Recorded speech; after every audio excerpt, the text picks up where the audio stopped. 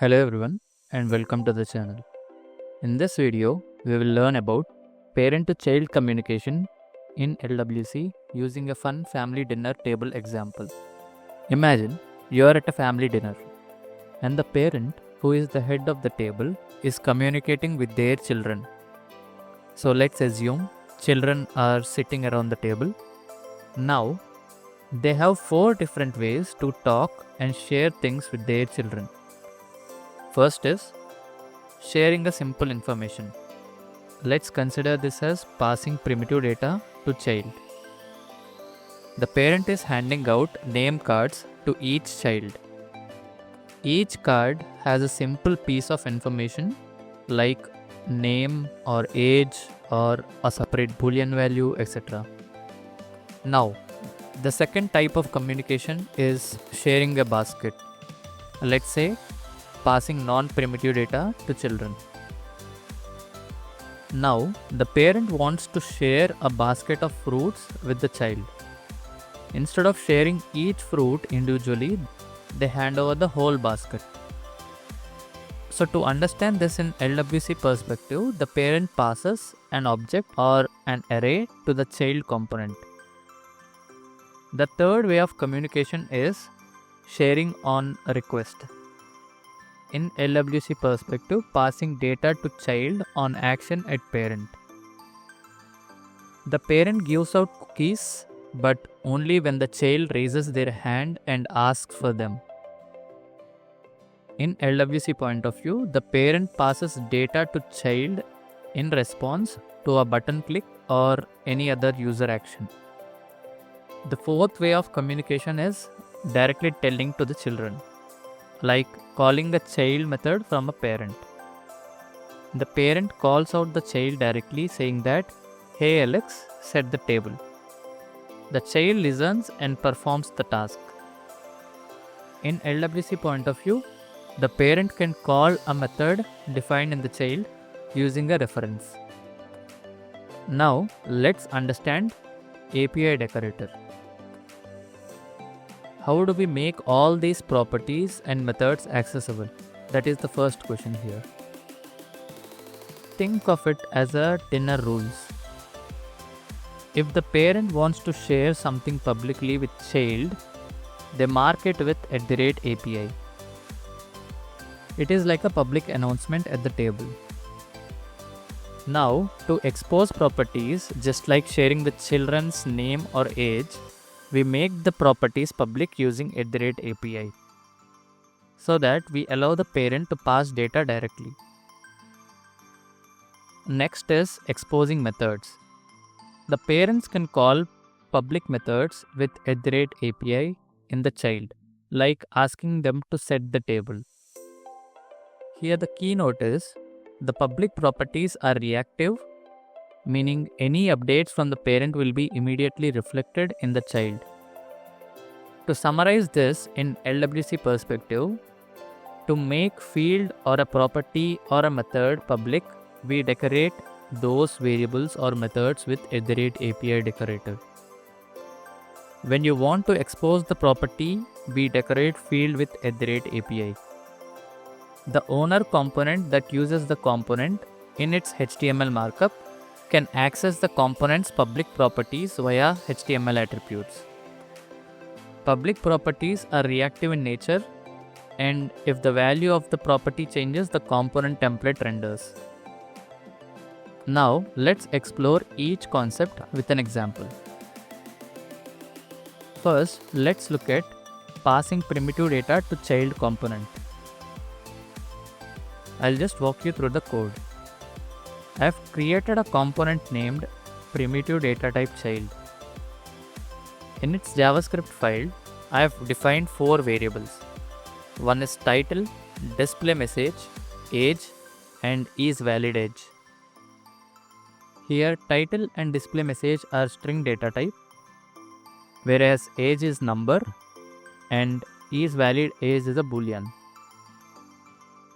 These variables are decorated with @API decorator. To use @API, we need to import it in the JavaScript file. In the HTML file of the child component, I have used these variables to display their values on the UI. If you observe, I haven't assigned any values to these variables directly in the child component. By decorating them with @API, I have made these variables public, meaning they can be assigned values by the parent components. To demonstrate this, I have created a parent component named primitive data type parent. In this parent component, I invoke the child component and assign values to the variables. I have explained how we can invoke child inside a parent in a separate video. I will attach the link in the description, or you can find it in the iCards. Please refer that video for a better understanding. Once this is done, I set the target for the parent component to the Lightning app page in the target section of its XML configuration file. After deploying the components, this is how it looks on the UI.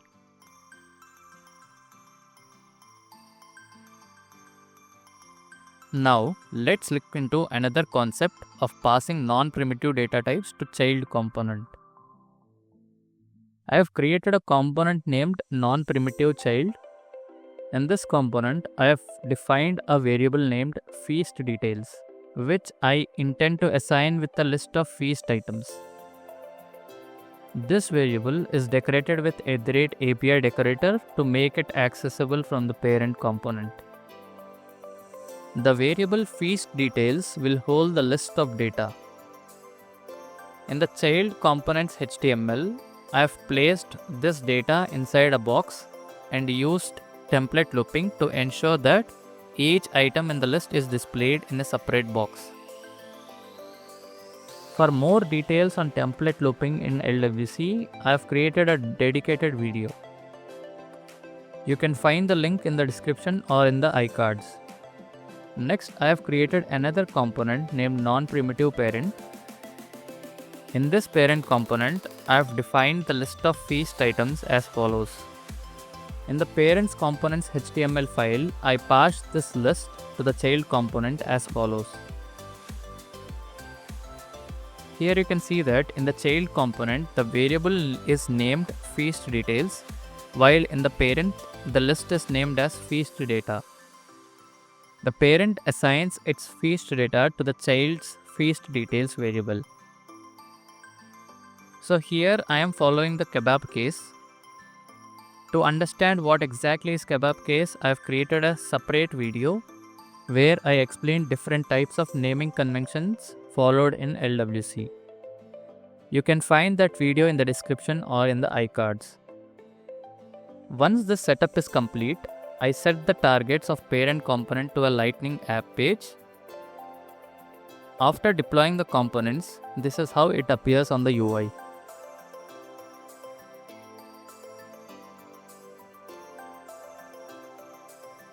Now, let's understand parent to child communication on action at the parent component. We will explore this concept using a progress bar example. For the progress bar, I have used the HTML code from the Salesforce Lightning design system. First, I have created a child component named progress percentage. In this component, I defined a variable named progress percentage, which is decorated with @API decorator. I have made it accessible to the parent component. In the child component's HTML, I used this variable inside the progress bar as follows. Next, I have created a parent component named progress parent, and in its HTML, I added an input field where users can enter a value between 1 to 100. Based on the value entered, the progress bar will be moving forward or backward. In this code, I invoked the child component progress percentage and passed the percentage variable to it. In the JavaScript file of the parent component, I initialized the percentage variable with the default value of 0. I also created a handler function named changeHandler, which updates the percentage variable based on the value entered in the input field. This handler ensures that the progress bar moves forward or backward based on the numbers entered in the input field. So, to summarize this, we have invoked the child component inside the parent. We are passing the data from parent to child, and then we are using events in the parent component to update the child dynamically. By linking the input field value to the progress bar's percentage, the parent communicates effectively with child component to create a fully functional progress bar. This is how it looks on the user interface.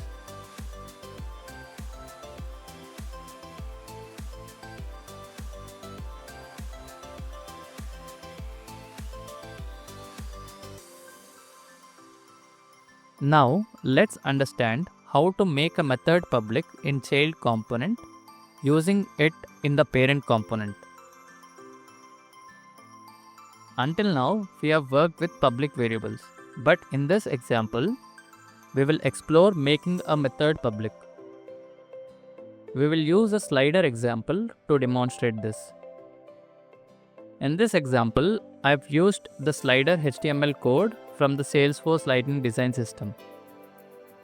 Here, I have added the slider and I have bound its value to a variable named value. I also created an event to handle change in the slider value. In the child components JavaScript file, I initialized the value variable with a default value of 50 and created a method named resetSlider, which is decorated with @API to make it public. So basically, I have created a resetSlider method. Whenever I try clicking a button inside the parent component, the parent should get this resetSlider method and reset the slider. Here, the resetSlider method resets the slider's value back to 50. By decorating it with @API, we make it accessible to the parent component. In the parent component, I have created a button. When it is clicked, it invokes the resetSlider method, which is in the child component, to reset the slider value. In the parent component's JavaScript file, I created a method called handleClick.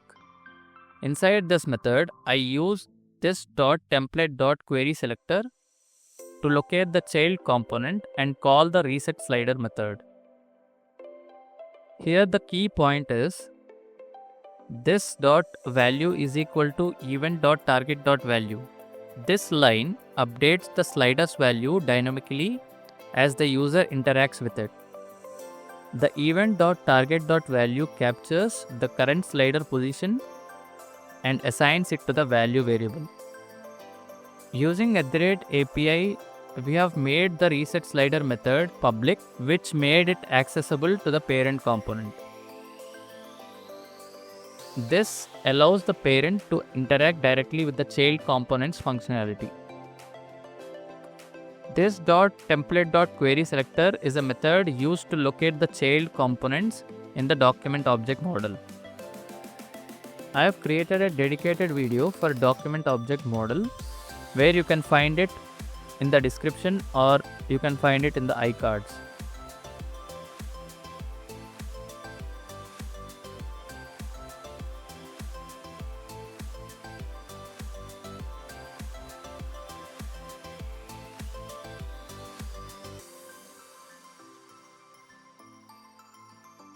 This is how you can use @API decorator to make variables and methods public in child component and access them from the parent component.